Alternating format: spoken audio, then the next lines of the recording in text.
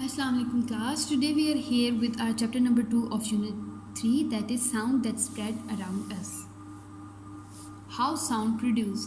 जैसे कि पिछले चैप्टर में हमने बात की थी अबाउट लाइट, अब आज जिसके बारे में हम बात करेंगे दैट इज़ साउंड. अब साउंड जैसे कि मैं बोल रही हूँ and you whole student can hear me, तो ये साउंड कैसे प्रोड्यूस होता है.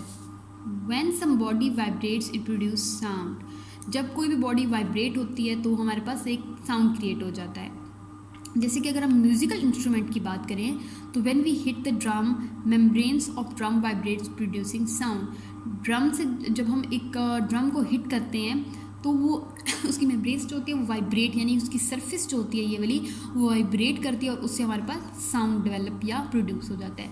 इसी तरह गिटार की बात करें, when we play a guitar the strings on it makes to and fro motion and produce sound. जब हम स्ट्रिंग को आपने देखा होगा यूँ करके अपने फिंगर से मूव करते हैं तो जब वो मूव होती हैं उससे जो साउंड प्रोड्यूस हो जाता है वो भी हम इस एक ज़रिया है ऐसे साउंड प्रोड्यूस करने का. इसी तरह sound produced by vibrating form of tuning fork, यानी कि इसको भी जब आप इसकी ये वाली जो हमारे पास ऑब्जेक्ट्स इनको मूव करते हैं तो ये वाइब्रेट. बेसिकली क्या होता है कि हमारे साउंड कैसे प्रोड्यूस होते हैं, वाइब्रेशन से. अब साउंड ट्रैवल कैसे होता है, साउंड प्रोड्यूस तो वाइब्रेशन से होता है, लेकिन how it travels when somebody vibrates it produce sound. जब वाइब्रेशन होती है तो साउंड प्रोड्यूस होता है. It travel from one place to another by waves. जैसे आपको बताया था light travels in a straight line whereas sound travels in waves, this kind of waves. अब क्या होता है कि जब साउंड प्रोड्यूस हो जाता है तो वो ट्रैवल करता है, यानी कि मैंने साउंड में बोल रही हूँ आई एम प्रोड्यूसिंग साउंड और वो आप तक कैसे पहुँच रहा है, it is travelling in waves. These waves are known as sound waves. ऐसी वेव्स जो होती हैं वो हमारे पास ट्रैवल करके साउंड वेव्स में नेक्स्ट पर्सन या नेक्स्ट ऑब्जेक्ट तक पहुँचता है साउंड. Reflection of sound.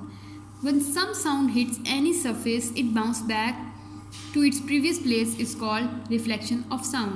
यानी कि जैसे हमने लाइट का भी रिफ्लेक्शन पढ़ा था, साउंड का भी रिफ्लेक्शन होता है. जब साउंड हिट करता है किसी सरफेस को और बाउंस बैक करता है प्रीवियस प्लेस पे तो उसको हम रिफ्लेक्शन ऑफ साउंड कहते हैं. We can also call it echo. जब आप किसी जगह पर बहुत ज़ोर से चिल्लाते हो, अपना नेम लेते हो, तो वो एक वॉल पे जाकर बाउंस बैक होता है और वापस आपको सुनाई देता है.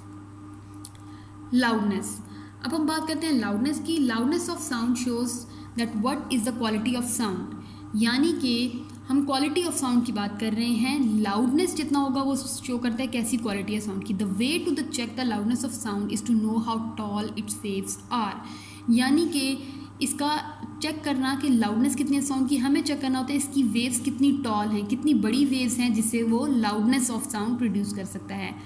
This is called the amplitude of sound wave. यानी कि बेसिकली हमें एम्पलीट्यूड चेक करना होता है ताकि हमें पता चल सके कि इस फॉर एग्जांपल इस किसी भी इंस्ट्रूमेंट का हम कह रहे हैं म्यूजिकल इंस्ट्रूमेंट का साउंड लाउड कितना तक जा सकता है, तो हम उसका एम्पलीट्यूड चेक करेंगे, उससे हमें पता चल जाएगा कि इसका लाउडनेस कितनी है.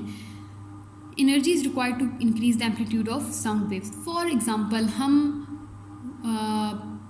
कह सकते हैं हम वायलिन बजा रहे हैं या हम लोग कोई भी ऐसा म्यूज़िकल इंस्ट्रूमेंट कर रहे हैं, तो जब तक हम लोग कर रहे हैं तो वो साउंड कम लाउड कम है, यानी कि a person sitting next to me वो हेयर कर सकता है. लेकिन अगर मैंने उसकी लाउडनेस चेक करनी है तो मुझे ज़्यादा फोर्स एनर्जी लगानी पड़ेगी, मुझे ज़्यादा ज़ोर से बजाना पड़ेगा ताकि अगले एम्पलीट्यूड उसका इंक्रीज़ करना होगा ताकि वो थोड़ा आगे तक लाउडनेस उसकी बढ़े और आगे तक सुना जा सके.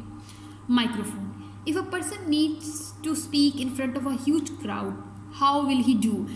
हम जितने भी ह्यूमंस हैं हम सब में ठीक है पिच का डिफरेंस होता है वुमेन मैन चिल्ड्रन का, लेकिन फिर भी एट सम पॉइंट हम लोगों की साउंड इतनी ज़्यादा नहीं है कि मेरी आपसे ज़्यादा हो जाए या आपकी मुझसे ज़्यादा हो जाए. तो क्या होता है जब बहुत क्राउड होता है, जैसे कि असेंबली आपकी हो रही होती है, तो अगर मैं बोलूँ तो क्या आप सारे बच्चे सुन लेंगे? नहीं, नेवर.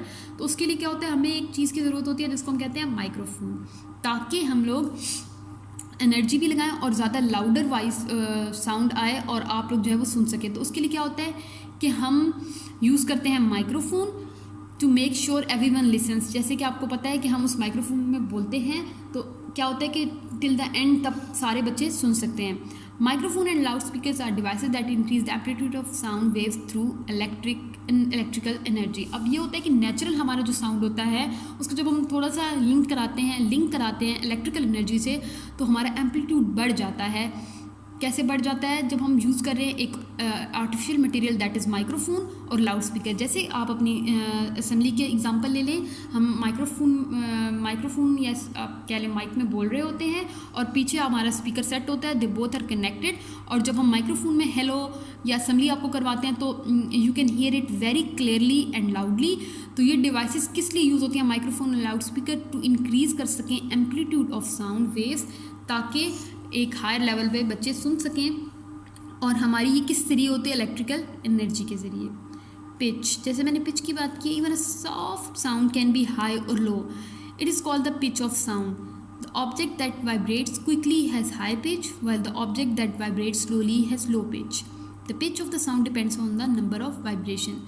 जैसे कि आप फर्दर जाकर आगे की क्लासेस में पढ़ेंगे पिच के बारे में डिटेल, लेकिन ये होता है कि जब पिच डिफरेंट होती है, हाई और लो होती है, और हर ह्यूमन की डिफरेंट होती है। इवन आप कह सकते हैं एनिमल्स की भी होती है, जैसे कि कैट्स जब बहुत आप लोगों के अगर घर पेट हों तो वो जब बहुत खेल या उसमें हों, दे वांट टू प्ले, तो they produce a very soft sound म्याऊं का, तो वो ये होता है हमारी पिच लो होती है। लेकिन व्हेन दे आर हंग्री या उनको लड़ना होता है या कुछ, तो जब आप गली में भी साउंड सुनते हो जब फाइट करते हो कैट्स आपस में, तो वो क्या होती है? पिच हमारे पास। तो वो डिपेंड करता है कि कैसे आप, या तो क्विकली जो हमारी वाइब्रेट हो रही होती है ऑब्जेक्ट, तो हमारे पास हाई पिच हो जाता है, और जब स्लो हो रही होती है तो क्या होता है? हमारे पास लो पिच होती है।